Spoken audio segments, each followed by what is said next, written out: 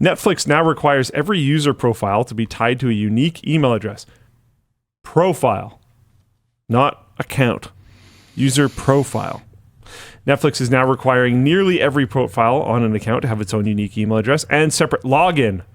A permanent change a Netflix spokesperson confirmed started rolling out June 15th. Kids' profiles are the only exception. This turns what used to be simple profile slots up to 5 under one login into something much closer to individual user accounts.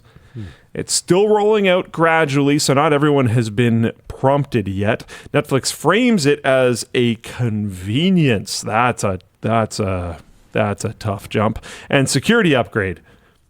Okay. Your own login means easier sign-on on new devices, independent account recovery, two-factor authentication, and settings like language and playback tied to you instead of the account holder. Critics see it differently. Tying each profile to an identifiable email is the next logical step in the password sharing crackdown that started in 2022, since it makes casual sharing across households harder and gives Netflix cleaner per-user data for its ad-supported tier. That's the one. Netflix's own privacy policy notes email addresses may be shared with marketing and advertising partners. Nice. Cool. For now, there's a workaround. Users report you can go into account settings, into security section, and turn off feature testing. Okay, that's a temporary solution. Oh, yeah. To remove the prompt, at least until Netflix makes it mandatory.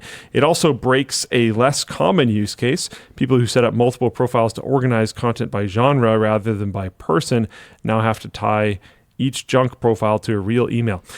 The real email part doesn't bother me too much. You can spin up a Gmail in 17 seconds flat these days. That, yep. And with password managers, just slap that email into the password manager and then forget about it. But this is obviously, along the path to worse things. Yeah, I mean, it's all about the login sharing crackdown, as far as I can tell. Yes. I think that the extra user data and extra email addresses is kind of a happy accident.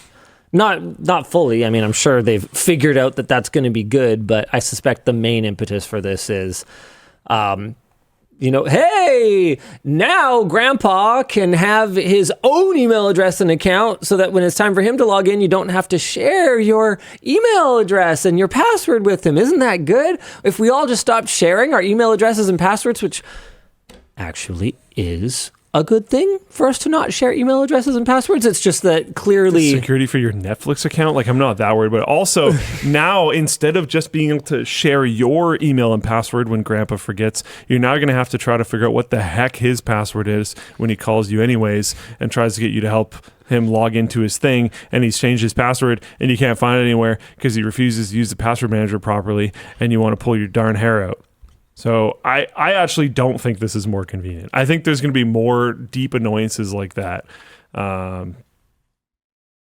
Even the everyone has independent email recovery, account recovery thing now. It's like, is that helpful? Was that required in the past?